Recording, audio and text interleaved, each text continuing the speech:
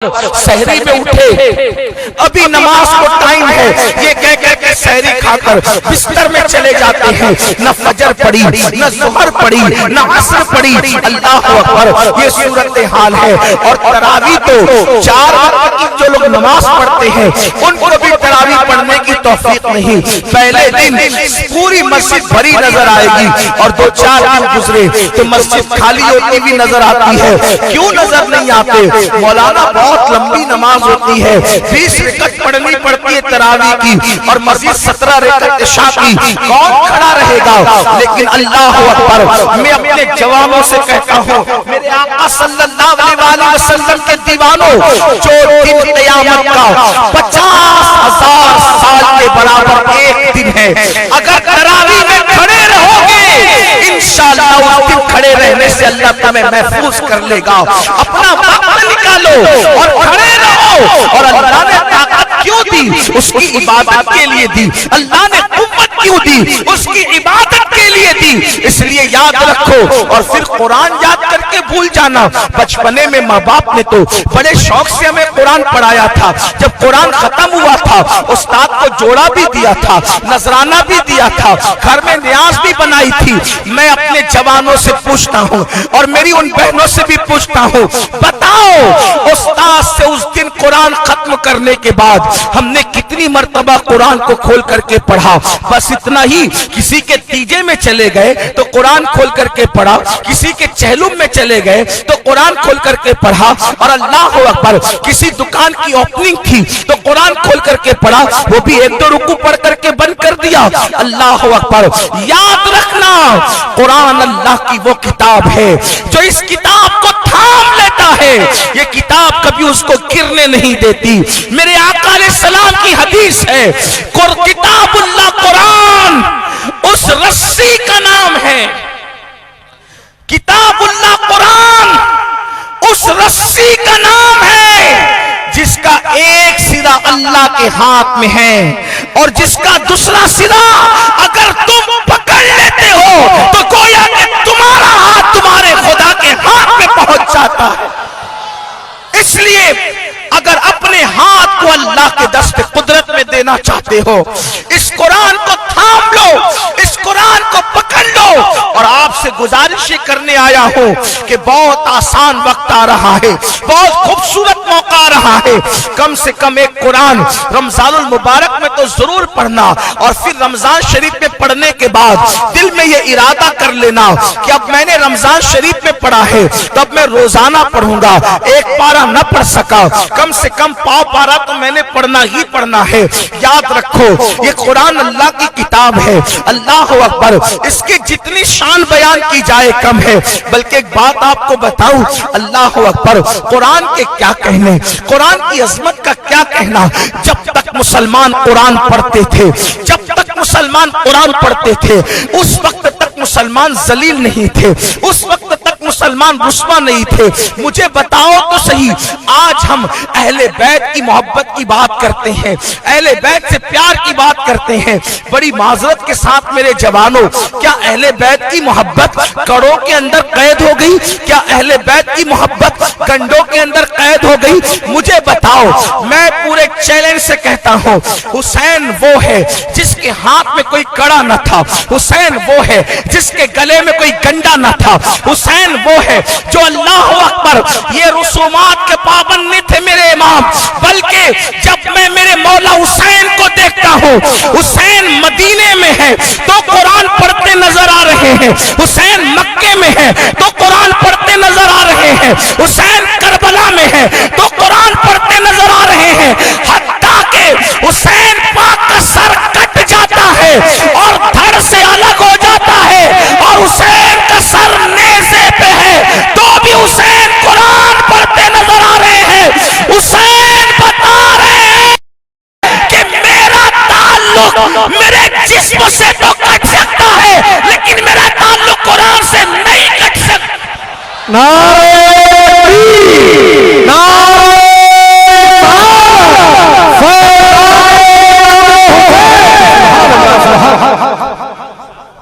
आप देखें मौला हुसैन ने 2 चीज से अपना ताल्लुक नहीं तोड़ा। एक سجدے سے اور ایک قرآن سے. حسین سجدے میں شہید ہوئے اور نیزے پہ قرآن پڑھا. کیا سمجھے؟ جو جس حالت میں موت کا مزہ چکھے،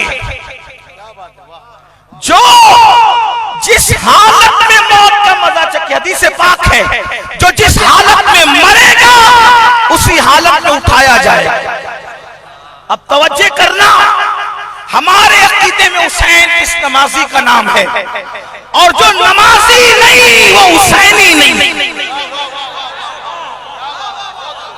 میں سانہ والوں میں تمہیں کہہ کے جا رہا ہوں، شربت والے بن کر حسینی نہیں بن سکتے، کچڑے والے بن کر حسینی نہیں بن سکتے، کڑے اور کنڈے والے بن کر حسینی نہیں بن سکتے. کب تک؟ جب تک سجدے والے نہ بنو اس وقت تک کہ حسینی بن نہیں سکتے.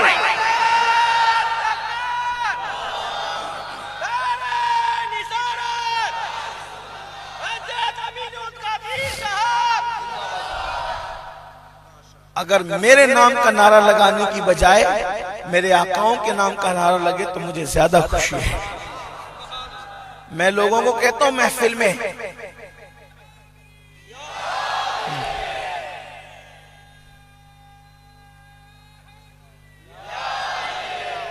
سبحان اللہ، جزاک اللہ، اللہ جزائے خیر دے، بہت نوازے اللہ تعالیٰ، اللہ برکتیں عطا فرمائے.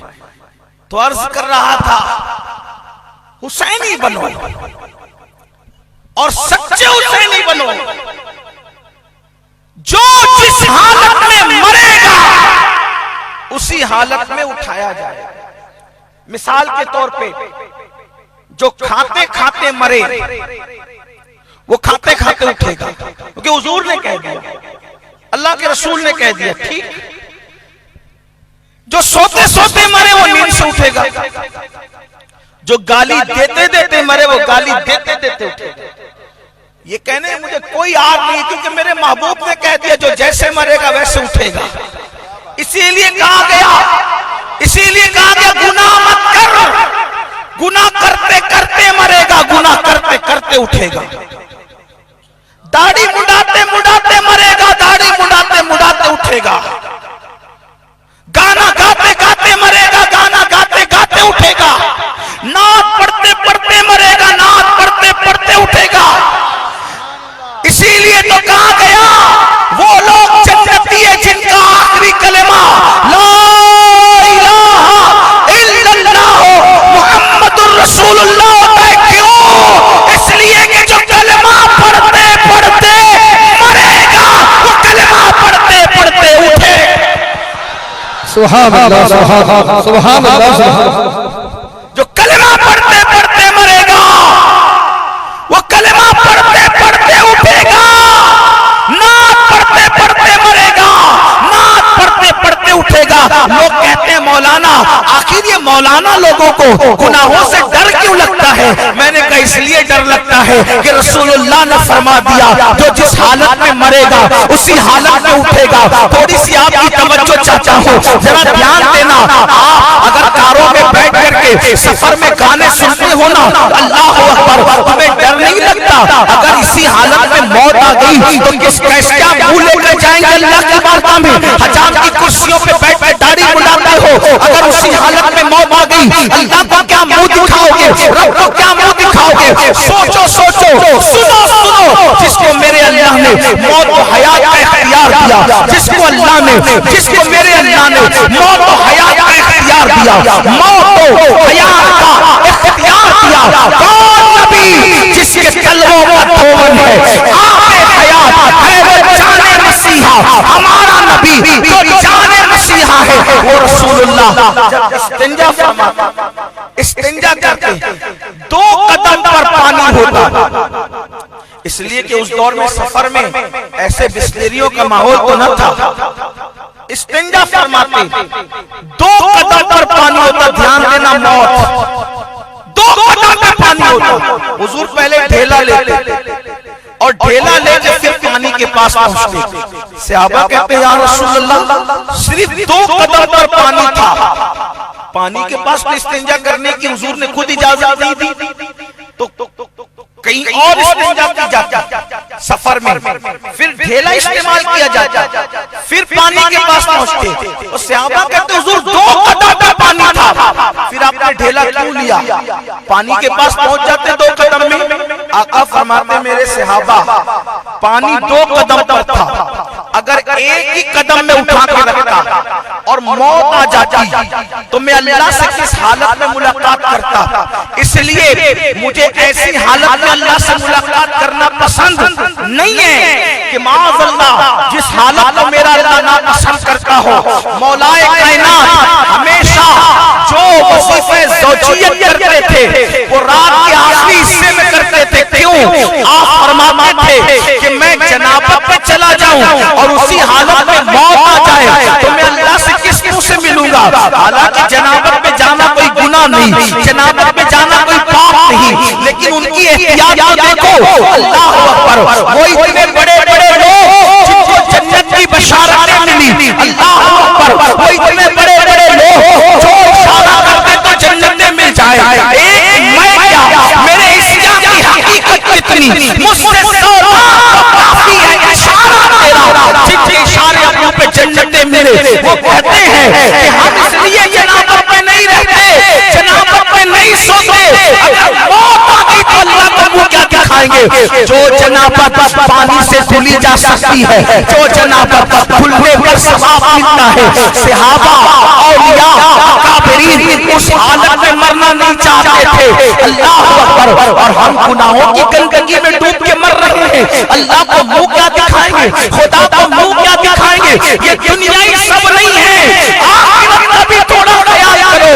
آخرت کا بھی خیال کرو، کھانے پینے موج مستی کرنے نہیں آئے، بلکہ دنیا میں اس دنیا کے اندر اس دنیا کی تیاری کرنے کے لیے آئے ہیں، لیکن سنو کیا ہے، جو جس حالت میں مرے گا اسی حالت میں اٹھے گا، گالی دیتے دیتے مرا، گالی دیتے دیتے اٹھے گا، قرآن پڑھتے پڑھتے مرا، قرآن پڑھتے پڑھتے اٹھے گا، کلمہ پڑھتے پڑھتے مرا، کلمہ پڑھتے پڑھتے اٹھے گا، نعت پڑھتے پڑھتے مرا، نعت پڑھتے پڑھتے اٹھے گا، ماں کا چہرہ دیکھتے دیکھتے مرا، ماں کا چہرہ دیکھتے دیکھتے اٹھے گا، کعبۃ اللہ کو دیکھتے دیکھتے مرا، کعبہ کو دیکھتے دیکھتے اٹھے گا۔ اب کہتے ہیں جو بھی وہ اللہ جانے، اللہ کا رسول جانے، لیکن یہ کہہ دوں کہ کوئی کچھ کرتے اٹھے گا، کوئی کچھ کرتے اٹھے گا، کوئی کچھ کرتے اٹھے گا، لیکن جس کو ہم حسین ابن علی کہتے ہیں انہوں نے جان سجدے میں دی ہے، جب میرا حسین اٹھے گا تو سجدے سے اٹھے گا۔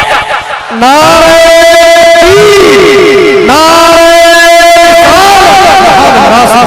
اور ان کا سجدہ کتنا طویل ہوگا، 61 ہجری 10ویں محرم کو انہوں نے توجہ کرنا، 61 ہجری 10ویں محرم کو سر سجدے میں رکھا، اور پھر سن جو بھی ہو، لیکن جب حسین کا سر سجدے سے اٹھے گا تو وہ بھی 10ویں محرم، سن جو بھی خدا جانے، کتنے ہزار سال کے بعد اٹھے گا خدا جانے، گویا کہ آج بھی حسین سجدے میں ہے، جن کا حسین آج بھی سجدے میں ہے وہ قوم اگر سجدے سے بھاگے تو پھر اس قوم کو ترقی کیسے مل سکتی ہے، اس قوم کو عروج کیسے مل سکتا ہے؟ یاد رکھنا، اسی لیے صحابہ کہتے تھے رسول اللہ کے دور میں جو نماز پڑھتا تھا ہم اس کو مسلمان سمجھتے تھے، اور جو نماز نہیں پڑھتا تھا ہم اس کو مسلمان نہیں سمجھتے تھے۔ بڑی معذرت کے ساتھ اے میری قوم کے جوانوں، صحابہ نے، بعض صحابہ نے بے نمازیوں پہ کفر کا فتویٰ دیا، فاروق اعظم کہتے ہیں، فاروق اعظم کا فتویٰ ہے جو جان بوجھ کے نماز چھوڑ دے وہ کافر ہے، معاذ بن جبل کا فتویٰ ہے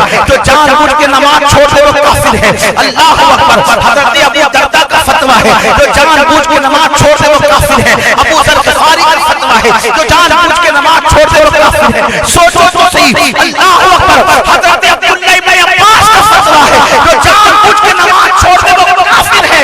کتنے صحابہ کے نام گناؤں، کم و بیش 110 صحابہ نے فتویٰ دیا جس نے جان بوجھ کے نماز چھوڑی وہ کافر ہے۔ حالانکہ ہم حنفی ہونے کے ناطے بے نمازی کو کافر نہیں کہتے، لیکن اتنا ضرور کہتے ہیں وہ عذاب ہوگا بے نمازی پر کہ برداشت نہیں کر سکتے۔ نماز کی بات آئی تو مجھے ایک حدیث یاد ہے، جو نماز کی پابندی کرے اس پر انعام کیا ہے؟ اپنے سارے مسائل کا حل نماز میں۔ اللہ کے رسول علیہ السلام فرماتے جو پابندی سے نماز پڑھے اللہ اس کی رزق میں کبھی تنگی نہیں فرمائے، اس کا رزق کشادہ کر دے گا۔ بولو آج سب سے بڑا مسئلہ ہمارا ہے کہ نہیں ہے؟ آپ تعویذ کے لیے ادھر ادھر گھوم رہے ہیں، دعا کراتے ہیں، حضرت دعا کرو تنگی، حضرت دعا کرو پریشانی، حضرت دعا کرو قلت، سارے حضرتوں کے پاس جاتا ہوں، لیکن جو سارے حضرت جا کے گڑگڑاتے ہیں اس حضرت رب العزت کی بارگاہ میں کیوں نہیں آتے؟ اس حضرت کی بارگاہ میں کیوں نہیں آتے جو حضرت رب العزت ہے؟ وہاں کی حاضری نہیں لگاتے۔ 10 منٹ کا ٹائم بار بار بولا جا رہا ہے، ہر بار بولا جا رہا ہے، اور غیب کا نبی فرما رہے، سچے نبی جن کے کہنے پہ ہم نے خدا کو اتنا آقا فرماتے نماز پڑھ تیری روزی کبھی تنگ نہیں ہوگی، اللہ تیری روزی میں کشادگی کرے گا، نماز پڑھ کے دیکھو۔ حالانکہ روزی کشادگی کے لیے نماز مت پڑھنا، یہ بھی بات یاد رکھنا، روزی کے لیے نماز مت پڑھنا، رزاق کے لیے نماز پڑھنا۔ نماز روزی کے لیے نہیں پڑھنا، رزاق کے لیے پڑھنا، لیکن رزاق کے لیے پڑھے گا تو روزی خود بخود اللہ عطا کرے گا اور تنگی دور کر دے گا۔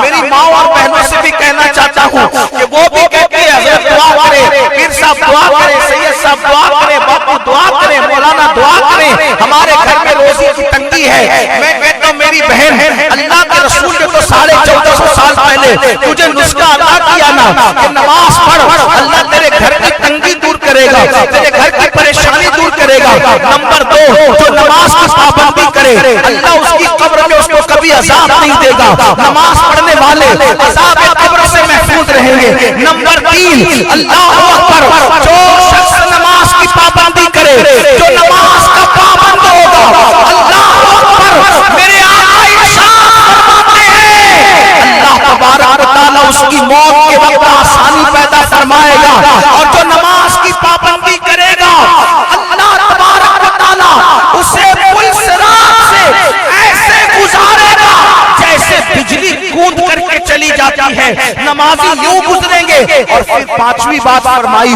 جو نماز کی پابندی کرے اللہ اس کو بغیر حساب کے جنت میں داخل فرمائے۔ اگر بے حساب و کتاب جنت میں جانا ہے نماز کے پابند بنو۔ اور میرے آقا ارشاد فرماتے ہیں جو نماز کی پابندی نہ کرے اللہ اس کی روزی تنگ کرے گا، اس کے چہرے سے نور چھینے گا، اس کی قبر کو تنگ کرے گا، اس کی قبر کو جہنم کی آگ سے بھر دے گا، وہ الٹ پلٹ ہوگا قبر کے اندر، اس آگ پر اس کو الٹا پلٹا کیا جائے گا۔ اور سب سے بڑی بات اللہ اکبر، میرے آقا فرماتے ہیں ایک اژدہا ایسا ہے جس کو شجاع الاوراق کہتے ہیں، اور یہ وہ ہے جو گنجا سانپ ہے۔ آقا ارشاد فرماتے ہیں اس کی آنکھ آگ کی بنی ہوئی ہے، جہنم کی آگ کی اس کی آنکھ بنی ہوئی ہے، اس کے ناخن اتنے لمبے ہیں کہ ایک دن کی مسافت میں انسان جتنا دوڑ سکتا ہے، اتنے لمبے لمبے لوہے کے اس کے ناخن ہیں۔ اور اللہ اکبر، جب وہ کسی کو ڈسے گا تو 70 ہاتھ اندر زمین میں انسان ڈسے گا، اور وہ بول بول کے ڈسے گا میں شجاع الاوراق ہوں، تو نماز نہیں پڑھتا تھا، فجر نہیں پڑھی تو زور تک ڈسوں گا، زور نہیں پڑھی تو عصر تک ڈسوں گا، عصر نہیں پڑھی تو مغرب تک، مغرب نہیں پڑھی تو عشاء تک، عشاء نہیں پڑھی تو فجر تک۔ یہ کوئی کہانی قصہ نہیں، میں تو اپنی قوم کے جوانوں سے کہتا ہوں اپنے حال پہ رحم کرو، اپنے آپ کو خدا کے عذاب کا مستحق نہ بناؤ، خدا کے غضب کا مستحق نہ بناؤ۔ اللہ کے بندو کتنا وقت لگتا ہے نماز کے لیے، کیوں نماز سے غافل ہو؟ نماز ٹائم نہیں ملتا، ٹائم نہیں ملتا۔ یہی تو بات کہنے آئے ہیں میرے عزیز، جتنا ٹائم اپنے پاس ہے اتنا ٹائم پہلوں کے پاس نہیں تھا۔ نکال لو وقت نماز کے لیے، نکال لو وقت اللہ کی عبادت کے لیے۔ اور اب تو شیطان بھی قید ہونے والا ہے۔ ایک مہینے میں نماز کی اتنی پابندی کی پریکٹس کر لو کہ رمضان شریف تو چلا جائے لیکن نماز کی عادت باقی رہ جائے، اتنے پرہیزگار بن جاؤ کہ رمضان شریف تو چلا جائے لیکن گناہ سے بچنے کی عادت باقی رہ جائے، اتنے تلاوت کی عادی بن جاؤ کہ رمضان شریف تو چلا جائے لیکن تلاوت کی عادت باقی رہ جائے۔ رمضان شریف آتا ہی اسی لیے ہے لعلکم تتقون، تاکہ تمہیں تقوی کے قریب کر دے، تاکہ تمہیں پرہیزگاری کے قریب کر دے۔ تو چلیے بات طول نہ دیتے ہوئے بات کو عرض کرتے ہیں کہ میرے آقا علیہ السلام سے فرشتے کہتے ہیں یا رسول اللہ، یہ جو ہے نا بندہ جس کے سر پر پتھر مارا جا رہا تھا، جس کو کچلا جا رہا تھا، تو یہ وہ ہے جو نماز کے وقت سو جایا کرتا تھا اور قرآن پڑھ کر اس نے بھلا دیا تھا۔ اگر بچپنے میں قرآن پڑھا تھا اور اس کو فراموش کر دیا ہے، پھر سے اس کو یاد کرو۔ بلکہ آج آپ کہتے ہیں میرے پاس ٹائم نہیں ہے، میں کہتا ہوں آن لائن کلاسز جوائن کرتے ہو، قرآن کو پڑھانے کی بھی تو انٹرنیٹ کے حوالے سے کتنی کلاسز ہیں، اب تو گھر بیٹھ کے پڑھ سکتے ہو۔ الحمدللہ علماء اہل سنت پڑھا رہے ہیں اور بہترین قرآن پڑھا رہے ہیں، بڑے بڑے قرآن پڑھا رہے ہیں، آپ آسانی کے ساتھ پڑھ سکتے ہو۔ الحمدللہ بہت سارے لوگ پڑھا رہے ہیں، خود ہمارے یہاں سنی دعوت اسلامی ہماری تحریک میں یہ سسٹم موجود ہے، اگر آپ جڑنا چاہیں تو جڑ سکتے ہیں، گھر بیٹھ کر آپ پڑھ سکتے ہیں۔ بلکہ صرف قرآن نہیں، صرف قرأت نہیں، عالم کورس بھی پڑھایا جا رہا ہے، علم حدیث بھی پڑھایا جا رہا ہے۔ اس لیے میری گزارش ہے جڑیے اس سے اور قرآن سیکھیے۔ پھر میرے آقا مصطفیٰ جان رحمت نے فرمایا کہ وہ جو منظر آپ میں نے دیکھا، ایک بندہ ہے جو چت لیٹا ہوا ہے، اب سننا غور سے سننا، وہ چت لیٹا ہوا ہے اور آگ کی کینچی سے اس کا جبڑا کاٹا جا رہا ہے، ادھر کا جبڑا کاٹا جاتا ہے آگ کی کینچی سے۔ یاد رکھنا یہ عذاب کو بہت سارے لوگ سن کے منہ میں مسکراتے ہیں، یہ مولانا لوگ ڈراتے ہیں، یہ مولانا لوگ تو بات نہیں، امام بخاری نے بھی اس حدیث کو لکھا ہے اور ہم تو صرف بخاری کی بات نہیں کرتے، واللہ ہم کتاب نہیں دیکھتے، ہم تو مصطفیٰ جان رحمت کا فرمان دیکھتے ہیں۔ اللہ اکبر، کتاب دیکھنے کا کام فنکار لوگوں کا ہے، ہم تو عاشق ہیں، دیوار پر بھی یار کا قول لکھا ہوا ہو ہم اس کا بھی احترام کرتے ہیں، ہم اس کی بھی تعظیم کرتے ہیں۔ اللہ اکبر، کتاب کی بنیاد پر نبی کا فرمان قیمتی نہیں ہوگا، بلکہ فرمان مصطفیٰ لکھنے کی وجہ سے کتابیں قیمتی ہوا کرتی ہیں۔ یہ بات باقی کی کون سی حدیث کی کوالٹی کیا ہے یہ اہل تحقیق جانے، عاشقوں کو تو بس اتنا ہے کہ یار نہیں کہتے۔